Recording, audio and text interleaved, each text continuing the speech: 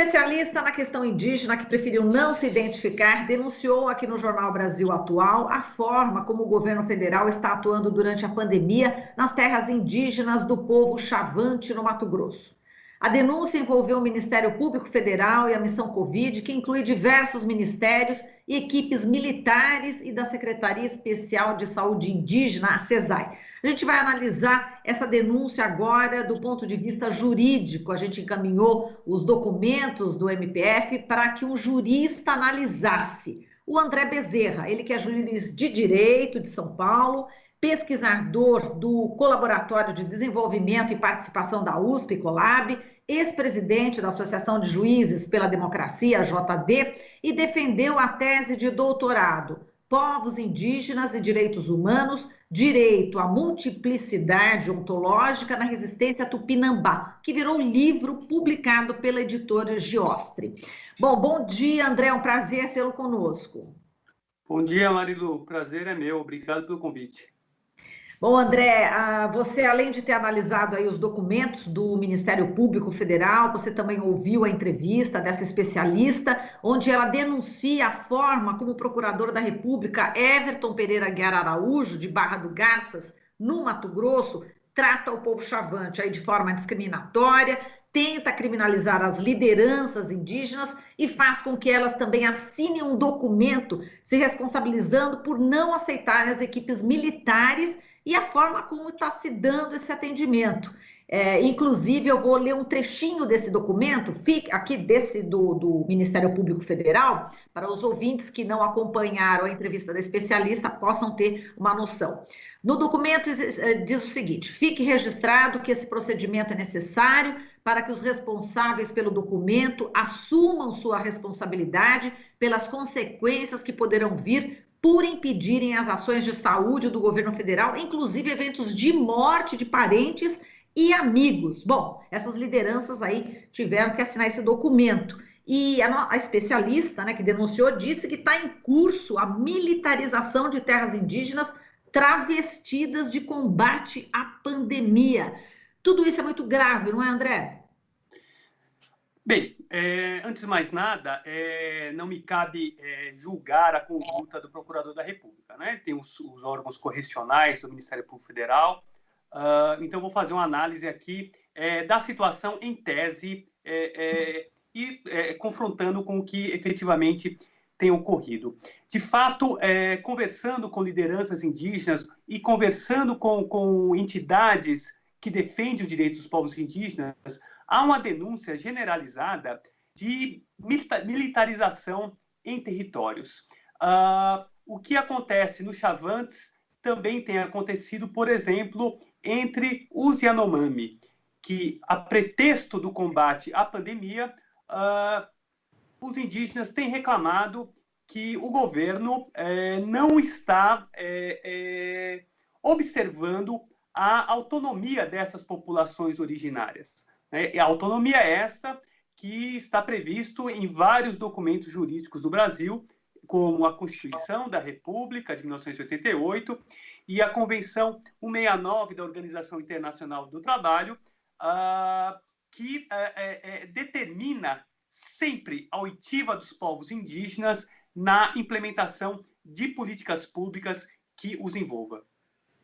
Exato, André, causou repercussão aí enorme, né, nacional e internacionalmente. No dia 11 de maio, nesse território indígena, Maraio-Atsedé, a morte do neto do cacique, o Damião Paridzané, bebê de 8 meses, morreu por Covid-19 no Hospital Paulo Alemão, lá no município de Água Boa, no Mato Grosso. O Supremo Tribunal Federal determinou que o governo adotasse medidas de proteção aos povos indígenas durante a pandemia, com a elaboração e o cumprimento de um plano de enfrentamento à Covid. A decisão atendeu, inclusive, a uma ação movida pela Articulação dos Povos Indígenas do Brasil, a PIB, e alguns partidos políticos. Agora, não é esse plano que está em andamento em várias aldeias Xavante, no Mato Grosso, e como você disse também, na terra Yanomami, que tem esse pano de fundo aí, o embate com o agronegócio na região do Mato Grosso. Quer dizer, não era exatamente esse o plano que se pretendia, exatamente, a PIB e imagino também o STF, né, André? Olha, para ser necessário ingressar no judiciário para o governo federal tomar medidas de proteção aos povos indígenas é porque a situação, de fato, estava muito grave. A omissão do Estado brasileiro estava muito grave. A gente sempre tem que levar em conta que a judicialização é algo excepcional. Então, quando o judiciário ingressa numa política pública, determina que o Estado ou o governo realize uma determinada política pública, é que a situação por si só já está muito grave. Agora, evidentemente, não basta o Estado fazer uma política pública qualquer. Qualquer política pública no Estado de Direito, ela tem que se atentar à lei. Né? A lei, quando eu estou falando, são os documentos jurídicos em geral que vinculam o Estado brasileiro e, consequentemente, o governo de ocasião. O básico de qualquer política pública envolvendo os povos indígenas é ouvi-los. E ouvi-los por quê? Porque eles têm suas tradições, eles têm os seus usos, eles têm os seus costumes, e todas essas circunstâncias têm que ser consideradas pelo Estado brasileiro quando promover uma determinada medida. E no caso da Covid, não é diferente. Né? Apesar da Covid atingir a todas as pessoas, a humanidade como um todo, ela está atingindo, né, em todos os continentes, de forma bastante trágica, diga-se de passagem, isso não retira do Estado brasileiro o dever de se atentar a essas peculiaridades. Por exemplo, os Yanomami estão denunciando que eles não podem realizar o funeral das pessoas mortas conforme as suas tradições, em razão de imposições do Estado brasileiro. Ora, é preciso, então, que o Estado reveja essa sua conduta e passe a ouvi-los também no combate à pandemia.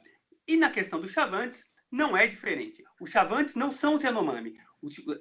Eu sempre gosto de sublinhar isso, porque quando nós falamos em indígenas, né, o estereótipo colonial é o indígena um todo uno e homogêneo, como se todas as populações indígenas fossem iguais às outras. Cada etnia tem a sua própria cultura, tem seus próprios usos, tem suas próprias tradições, e cada uma dessas peculiaridades devem ser consideradas, de modo que o Estado brasileiro, quando ingressa num território Yanomami para combater a Covid, ele tem que fazer de uma forma. Quando ele ingressa num território Chavante para combater a Covid, ele tem que ingressar de outra forma. Daí, sempre a necessidade de ouvir as populações locais. Exato, você falou essa questão muito importante da oitiva, né? Na CESAI, antes, a pesquisadora que nos concedeu a entrevista disse que os indígenas estavam sempre sendo ouvidos. Mais de uns anos para cá, eles não foram mais ouvidos. Ou seja, eles têm o direito de recusar essa presença militar na aldeia, como você falou, não é isso? É um direito deles, essa recusa. Bem, se o Estado não faz a parte dele no cumprimento do ordenamento jurídico para efetuar uma política pública, o indígena tem todo o direito de recusar essa presença no Estado na sua terra. Né? Cada um tem que cumprir a sua parte. Essa é a base do direito. E os indígenas, eles têm motivos históricos de desconfiança em relação ao próprio Estado brasileiro, né? Porque ao longo dos séculos tem liderado a política colonialista sobre essas populações, tratando-as não como iguais, mas como se fossem objetos de dominação do homem branco. E os indígenas também têm razões de sobra para uma desconfiança especial em relação aos militares, né? Na medida em que nos governos militares, na ditadura militar pós-64, segundo a Comissão Nacional da Verdade, mais de 8 mil indígenas foram assassinados. Claro, a questão não é uma crítica ao militar como todo, ao militar brasileiro como todo. Né? Não estou falando que o militar brasileiro é genericamente considerado que é eliminar os indígenas. Só estou falando que há motivos históricos para essa desconfiança por parte das populações. Exato. Agora, esse pano de fundo, no caso do Mato Grosso, agronegócio, no caso do mais ao norte do país, a mineração, ao que parece, essa atuação, né, dos militares está se iniciando exatamente por essas terras, por essas áreas. Como é que você também analisa esse pano de fundo, que é um pano de fundo que é historicamente um conflito dos indígenas com os grileiros, com os mineradores ilegais, inclusive, e também com o agronegócio? A briga histórica dos indígenas até o século XIX era a briga contra o trabalho escravo, né? Queriam escravizá-los. Após o século XIX, a briga se deu em torno dos territórios. Então, a defesa dos territórios passou a ser uma prioridade das populações originárias, porque eles estavam sendo retirados na marra. E nos governos militares, eles efetivamente foram retirados na marra. Indígenas foram confinados em pequenos pedaços de terras que eram demarcadas, na verdade, não para garantir os direitos dessas populações, mas para garantir que os indígenas não iriam obstar a política desenvolvimentista por parte da ditadura, que era uma política eminentemente colonial, né? Colonial porque explorava uma dada população. No Brasil atual, a situação, infelizmente, não é diferente, né? O Brasil do século XXI não tem sido muito diferente do Brasil do século XX. A expansão do território brasileiro sobre terras indígenas continua e tem sido bastante acentuada. E daí, mais um motivo de desconfiança justificada por parte dos povos indígenas. Porque esses dois locais que eu mencionei, que são os Yanomami e os Chavantes, e como você também adiantou, são locais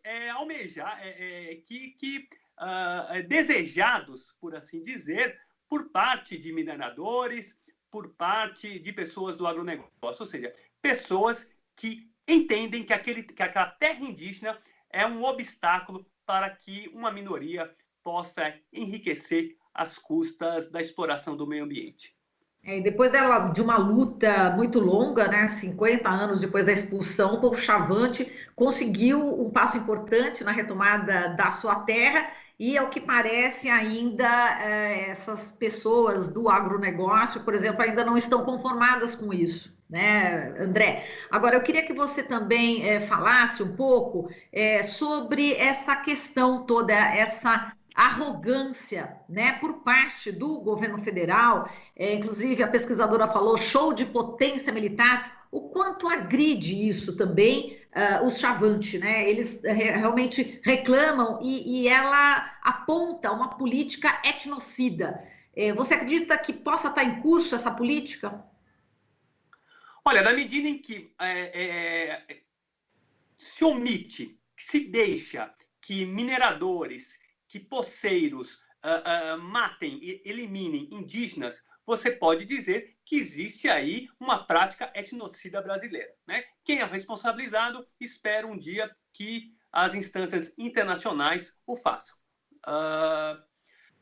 E, de fato, para qualquer pessoa é razoável pensar que, se você está na sua casa, ingressa o Estado brasileiro por meio de soldados, por meio de aviões, ou seja, o poder chegando, isso naturalmente já gera um desconforto.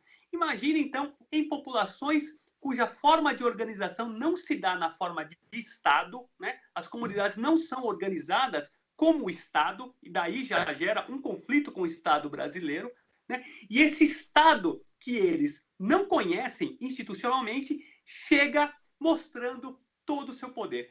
Obviamente, isso gera um desconforto, ainda mais porque quando o Estado chega, ele parece que não está querendo conversar com ninguém, ele está querendo impor uma política pública. E é isso que os indígenas estão denunciando. Por exemplo, os Yanomami falam que estão querendo colocar ou doar cloroquina para os indígenas, né? Quando, na verdade, é um remédio de eficácia bastante duvidosa, segundo as organizações internacionais de saúde, colocando-os como se fossem verdadeiros cobaias. Exato. Agora, André, essa questão de assinar um documento, fazer com que as lideranças assinem um documento, se responsabilizando pela morte de algum indígena dentro da aldeia ali, do povo Chavante, como que isso vai adiante? Quer dizer, isso não pode, né? Quer dizer, a pessoa se morreu. O que que esse procurador, né, no caso do Ministério Público Federal, qual que é o limite dele? Quer dizer, ele faz esse documento, mas de fato uma pessoa, um líder indígena, vai poder ser preso por causa disso? Bem, você tem que se atentar sempre aos usos, costumes e tradições da comunidade indígena quando você fala de qualquer povo indígena, né? Então você tem que se atentar, primeira coisa, aos usos, costumes e tradições dos chavantes, conforme a Constituição, né? O que eu estou dizendo está na Constituição. Ah, existe esse termo de responsabilidade, né, na cultura desse povo, na forma de existência desse povo. Eles conhecem esse instrumento jurídico de declaração de responsabilidade. Se não conhecem, uma declaração dessa, por si só, não tem validade. Perfeito. E André, vamos falar um pouquinho agora, só para a gente terminar, do seu livro, né? Povos Indígenas e Direitos Humanos, Direito à Multiplicidade Ontológica na Resistência Tupinambá. Essa experiência deve ter sido muito rica para você, né? Em termos acadêmicos, em termos também pessoais. Eu queria que você contasse um pouco para a gente fechar aqui, para quem não conhece esse livro.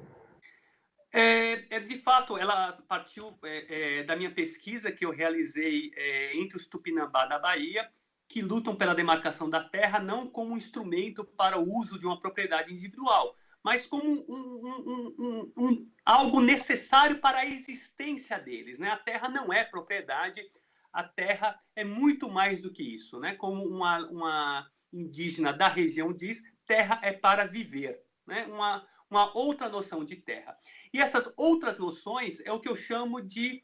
é o que vai me levar ao conceito de ontologia, ou seja, os povos indígenas têm os seus próprios mundos, têm suas próprias formas de existência, e esses mundos e essas formas de existência que resistiram às práticas colonialistas devem ser respeitadas pelo Estado brasileiro. Daí eu chamar de multiplicidade ontológica. Cada comunidade, cada etnia, cada população indígena tem o seu próprio mundo, tem as suas próprias peculiaridades e que estão no mesmo pé de igualdade no mundo trazido pelo europeu a partir do ano de 1500.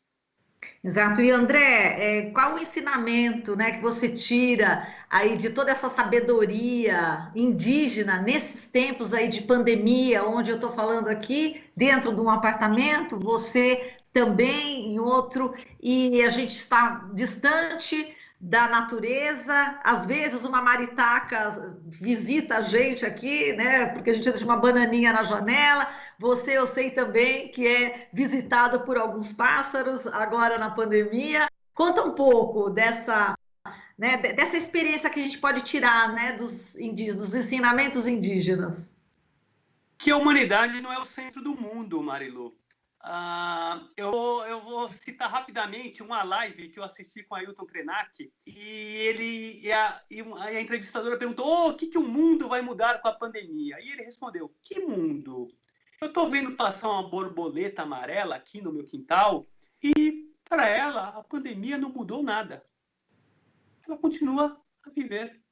Então é isso, a gente tem que lembrar que nós não somos o centro de tudo, né? No mundo, no planeta, né, nós vivemos com outros seres, né, e inclusive seres que nós tratamos como coisas, como a água, as pedras, e que, na verdade, os indígenas, muitos dos povos indígenas, como os Tupinambá, tratam como pessoas que os aconselham, né, que são, por exemplo, no caso da Bahia, os encantados.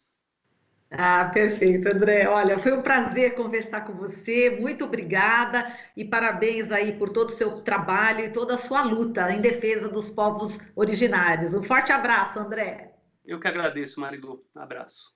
Abraço. Falamos aqui com André Bezerra, juiz de direito em São Paulo, pesquisador do Colaboratório de Desenvolvimento e Participação da USP Colab, ex-presidente da Associação Juízes pela Democracia.